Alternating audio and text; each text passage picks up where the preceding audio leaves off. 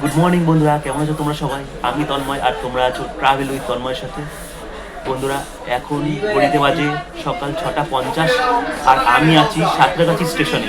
সাঁতরাগাছি থেকে যে দীঘা যাওয়ার জন্য যে লোকাল ট্রেনটা থাকে, তো আমি ওই ট্রেনে বসে পড়েছি।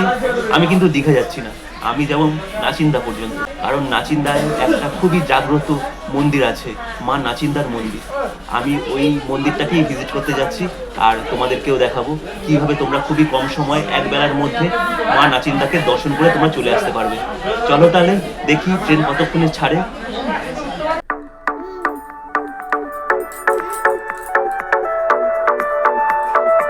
এখন ঘড়িতে বাজে সকাল 6:53 আর আমাদের এই ট্রেন মানে সাঁতরাগাছি মেচেদা লোকাল 8 মিনিট দেরি করে সাঁতরাগাছি থেকে ছাড়লো। এটা কিন্তু মেচেদা পর্যন্ত মেচেদা লোকাল হয়ে যাবে, তারপরে ওখান থেকে আবার দীঘা পর্যন্ত এইটা মেচেদা দীঘা লোকাল হয়ে যাবে। অ্যাপে কিন্তু তোমরা কিন্তু দেখলে পাবে না এটা ডাইরেক্ট মানে দীঘা পর্যন্ত। অ্যাপে কিন্তু সাঁতরাগাছি মেচেদাই দেখাবে, কিন্তু মেচেদাতে 5 মিনিটের মতো হল্টের টাইম আছে। তারপরে ওখান থেকে এই ট্রেনটা মেচেদা দীঘা লোকাল হয়ে আবার দীঘা পর্যন্ত যায়। আর আমি হাওড়া থেকে 5:55 হাওড়া আমতা লোকাল ধরে এই সাঁতরাগাছি স্টেশনে আসলাম। হাওড়া আমতা লোকালে সাঁতরাগাছি ঢোকার শিডিউল টাইম হচ্ছে 20 মিনিটের, কিন্তু সাউথ ইস্টার্ন রেলের তো সমস্যা তোমরা জানোই, সব জায়গায় লেট। তো এই ট্রেনটাও মানে আমতা লোকালটাও 6:15 জায়গা 6:40 আমাদেরকে সাঁতরাগাছি ঢুকিয়েছে, মানে সেই গাড়ি প্রায় 45 মিনিট টাইম নিয়েছে আমাদের সাঁতরাগাছি। তাই তোমরা যদি ট্রেনে করে আসতে চাও তাহলে 5:55 হাওড়া আমতা লোকাল ছাড়া তোমরা সাঁতরাগাছি কিন্তু অন্য কোনো ট্রেনে পৌঁছে এই ট্রেনটাকে ধরতে পারবে না। আর হাওড়া থেকে সাঁতরাগাছি পর্যন্ত আমার ট্রেনের ভাড়া লেগেছে 5 টাকা। আর এখন নাচিন্দা পর্যন্ত সাঁতরাগাছি থেকে আমি টিকিট কাটলাম, সেটা হলো 35 টাকা। মোট এখন 40 টাকা আমার খরচ হলো।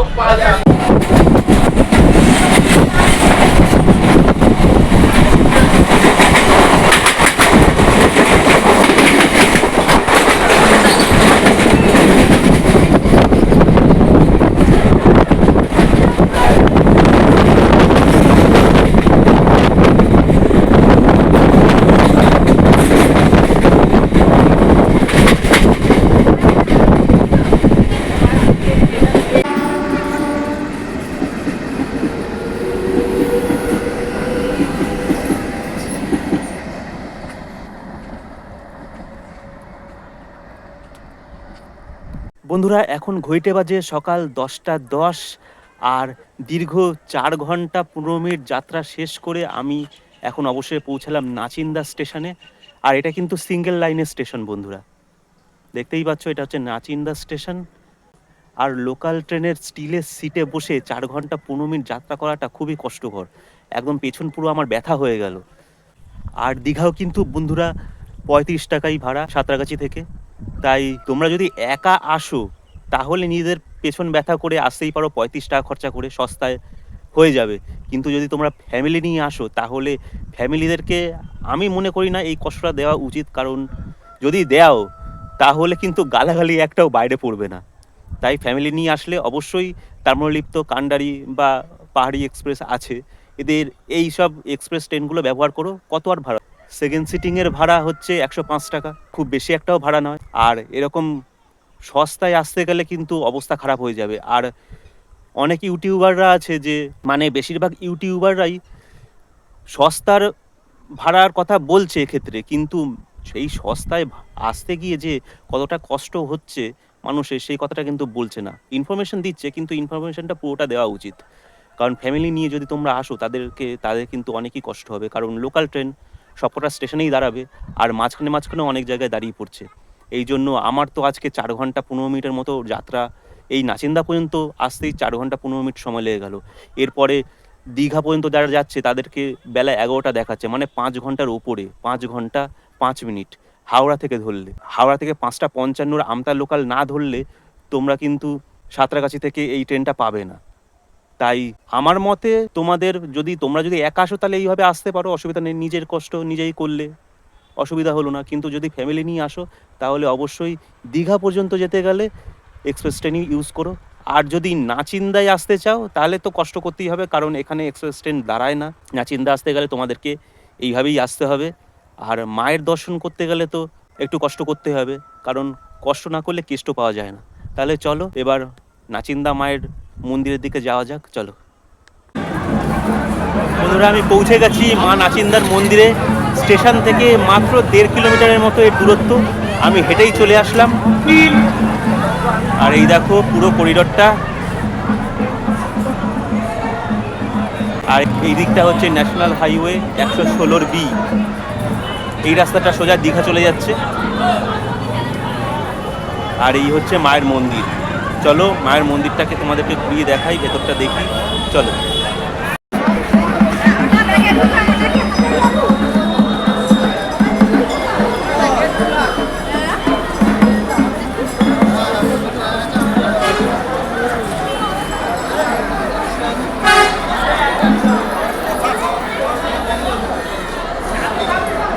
প্রচুর লোক, প্রচুর ভিড় সামনেটায়, দেখতেই পাচ্ছ তোমরা।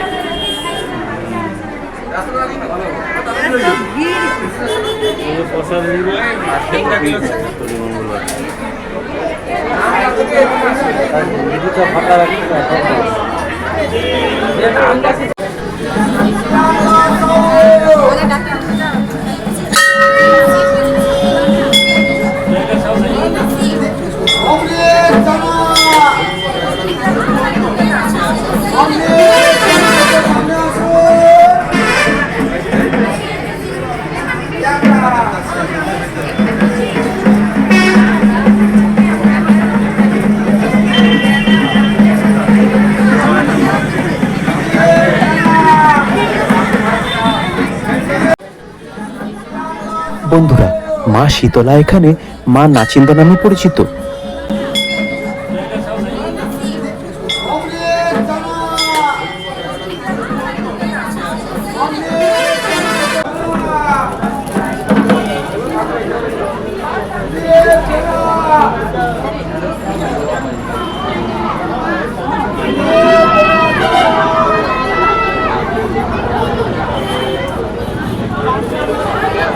বন্ধুরা, আমার পেছনেই তোমরা দেখতে পাচ্ছ যে মায়ের ভোগ প্রসাদের দোকান।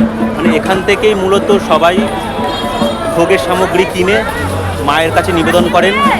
চলো তোমাদেরকে দেখাই, এখানকার অনেক রকমের মূল্য ধার্য করা আছে, চলো তোমাদেরকে দেখাই।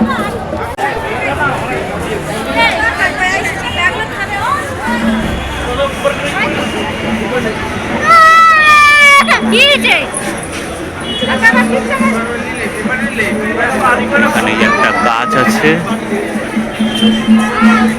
আর সবাই কিন্তু জুতো এখানে খুলে রেখেছে। আমিও এখানেই রেখেছিলাম খুলে জুতো।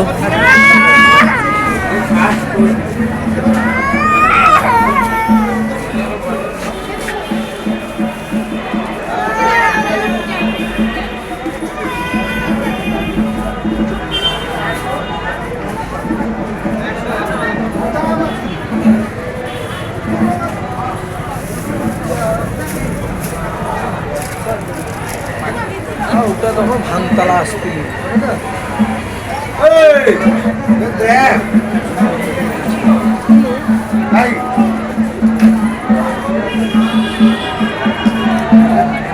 আর এই সাইডটা আছে ফুলের দোকান।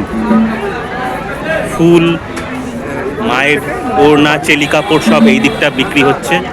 চলো এই দিকটাও তোমাদেরকে দেখিয়ে দিই।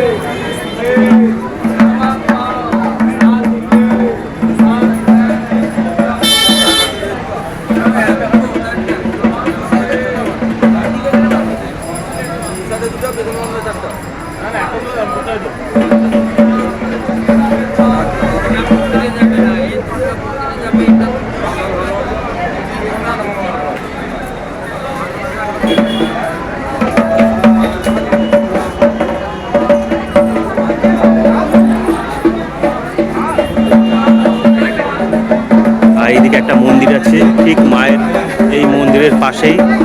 চলো এখানে যাই।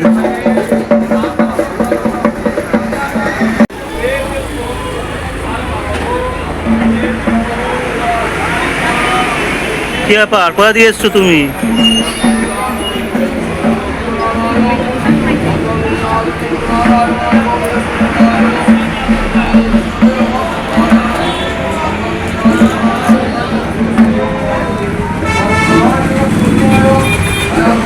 এখানে রাধাকৃষ্ণ মূর্তি আছে।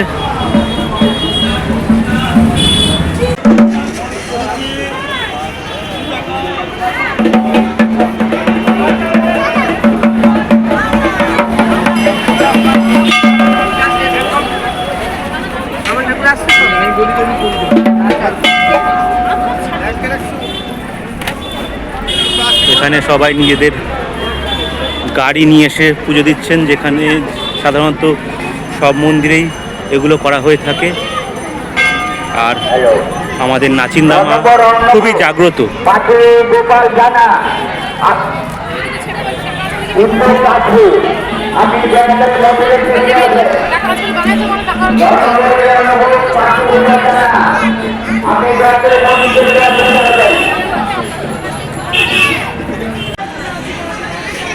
আর এই দিকটা মন্দির পরিচালিত নিরামিষ ক্যান্টিনও রয়েছে। তোমরা যারা নাচিন্দা মায়ের দর্শন করতে আসবে তারা অবশ্যই এখানে খাবারের স্বাদ গ্রহণ করো। আর এই জায়গাটা হচ্ছে বসার জায়গা। উপরে একটা ছাউনি আছে, নিচে সবাই রৌদ্রের তাপ থেকে বাঁচার জন্য এখানে সবাই বসে আছেন, রেস্ট নিচ্ছেন।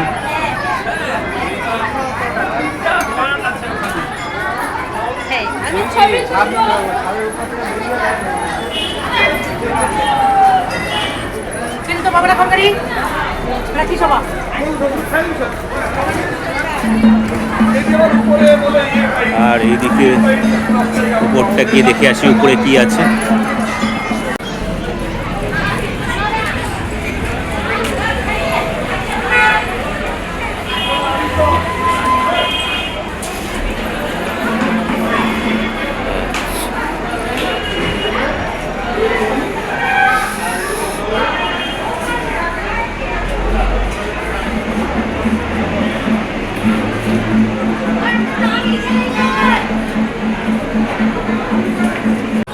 বন্ধুরা, আমার এই পেছনে যে উপরে জায়গাটায় তোমাদেরকে নিয়ে গিয়ে দেখালাম, এই যে সিঁড়ি দিয়ে আমি উপরে উঠে দেখালাম উপরে পুরো বিষয়টা, রান্নাবান্না হচ্ছে।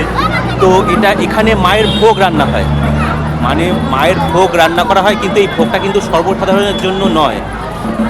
ধরুন আমি বা আপনি এখানে মায়ের পুজো দিতে আসলাম, আমরা বাড়ি থেকে ভোগের রান্নার সমস্ত সরঞ্জাম নিয়ে আসলাম, এখানে রান্না করলাম, রান্না করে সেই ভোগ মায়ের পায়ে মায়ের চরণে নিবেদন করলাম, করে নিয়ে ওই ভোগ আমরা নিয়ে, আমি বা আপনি যেই আসুক না কেন, নিয়ে নিজেদের ভোগ নিজেরা নিয়ে বাড়ি চলে গেলাম। মানে এখানে যারা দর্শনার্থী বা পুণ্যার্থী তাদের সবাইকে যে বসিয়ে এই ভোগ খাওয়ানো হয় সেটা কিন্তু নয়। আমি এটা উপরে গিয়ে জানতে পারলাম। আর এই উপরে উঠেছিলাম, এই সিঁড়ির পাশ দিয়েই এই একটা রাস্তা আছে।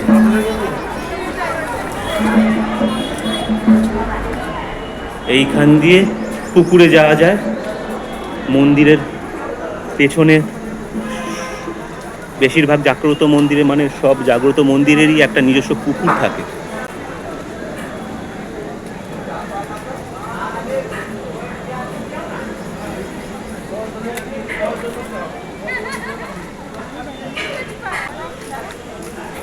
এইটা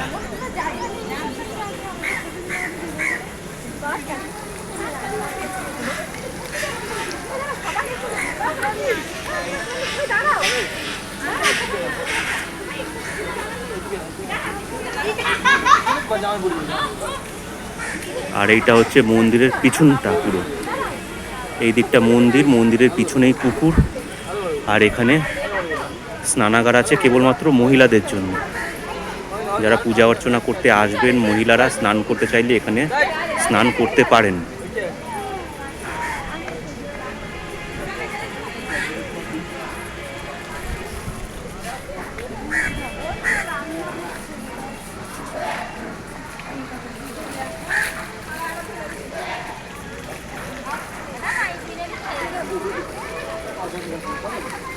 পুকুরে অনেক মাছও আছে, বড় বড় লাইলন টিকার ভর্তি মাছ। দেখতে পাচ্ছ নাকি বুঝতে পারছি না। এই যে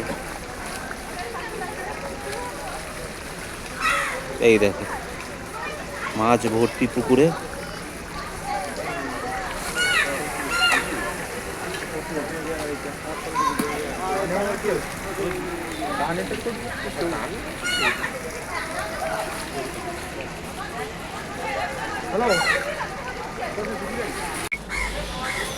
এই যে সেই পুকুর, আর এই হচ্ছে সেই রান্নার জায়গাটা।